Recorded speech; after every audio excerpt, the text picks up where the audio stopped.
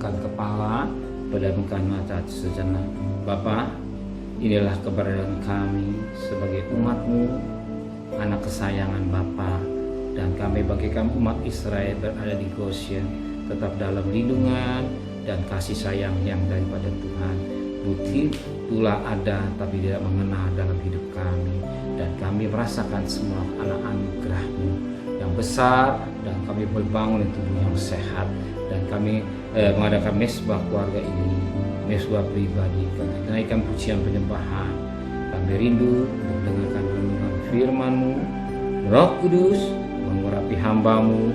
Roh Kudus mengurapi kami dan lembutkan hati kami, sucikan pikiran dan angan-angan kami, sehingga firman-Mu menjadi berkat buat kami, dan kami juga menunaikan doa syafaat kepada Tuhan.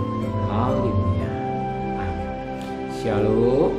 Pagi, mari sama-sama kita akan membuka firman Tuhan. Kisah Para Rasul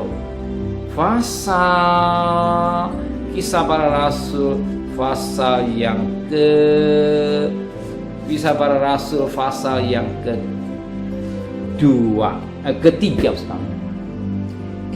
Rasul pasal 3 ayat pertama sampai ayat yang ke-10.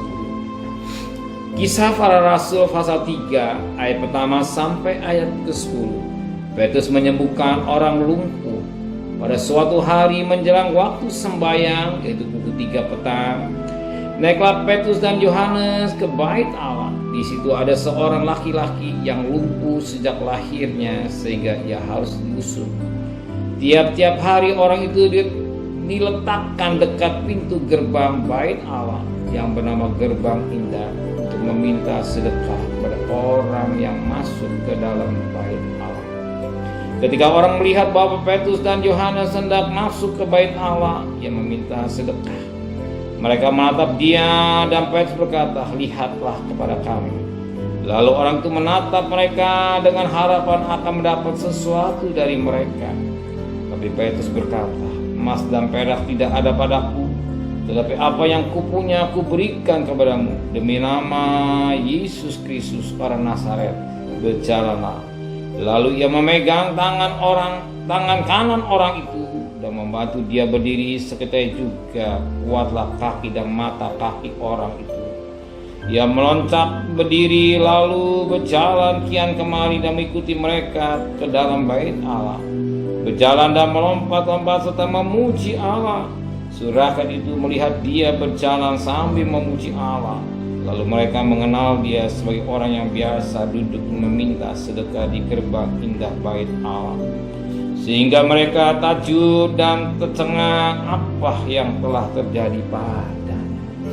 Kita melihat ini bagaimana seorang pengemis disembuhkan. Biasanya pengemis itu mengharapkan sesuatu berkat, katakanlah uang. Tetapi apa terjadi? Ternyata Petrus berkata, "Aku tidak bisa memberi uang atau emas perak, tidak ada padaku. Tapi demi nama Yesus orang Nazaret, berjalan." Mana yang dipilih? Emas atau perak atau harta dunia atau kesembuhan? Banyak kali orang hanya mengejar yang harta dunia, menjadi pengemis, hanya meminta. Justru apa yang Tuhan mau, ternyata Tuhan tidak mau. Menjadi Kristusnya hanya meminta.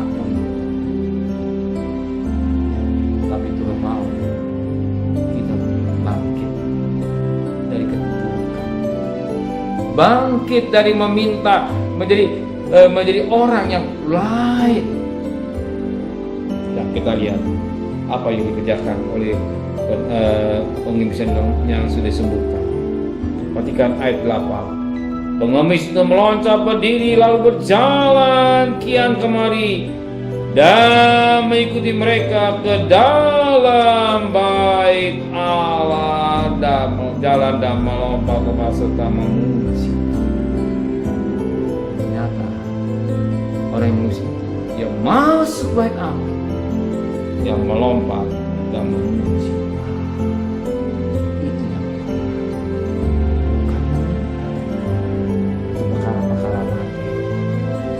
bukan meminta untuk perkara-perkara emas dan perak, tidak. Tuhan mau kita masuk dalam bait Allah untuk bertemu dengan Dia dan memuji dan mengagungkan Dia. Ini yang utama. Pagi hari ini saudara datang kepada Tuhan, memuji, mengagungkan, memuliakan Tuhan. Tanpa saudara meminta, Dia sudah tahu kebutuhan saudara. Kalau saudara bisa menyenangkan Dia, Dia juga tahu kebutuhan saudara. Dia sudah siapkan berkat hari ini. Usaha saudara diberkati, dagangan saudara diberkati, pekerjaan saudara diberkati, rumah tangga saudara diberkati, anak-anak saudara diberkati.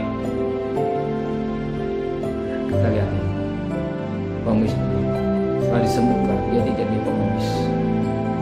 Dia bangkit. Ini yang tidak mau jadi pengemis. Dia memuji Tuhan, dia mengagungkan Tuhan.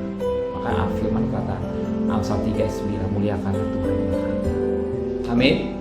Benar Bapa di surga, Engkau merindukan kami bukan jadi pengemis-kemis, tapi kami menjadi orang yang suka memuji, mengagungkan Engkau lewat mulut yang keluar dari dasar hati kami yang tulus. Sebentar kami akan bekerja, berdagang, sekolah, serta perjalanan kami. Pergi dengan selamat, pulang selamat. Apa jadi kebutuhan Engkau cukupkan. Kembalikan kami besok pagi dalam tubuh yang sehat dengan tidak berasa waktu. Berkati Bapak Presiden, Wakil Presiden, para Menteri, para Gubernur, para Bupati, para Wali Kota, para Camat, para Lurah, para RW, para RT, para medis, para lawan, para TNI, para Polri. Maka mereka yang bekerja di depan peperang di sana, berkati mereka, berkati keluarganya, hikmat yang dari Tuhan Kau berikan, dan belas kasih yang terjadi.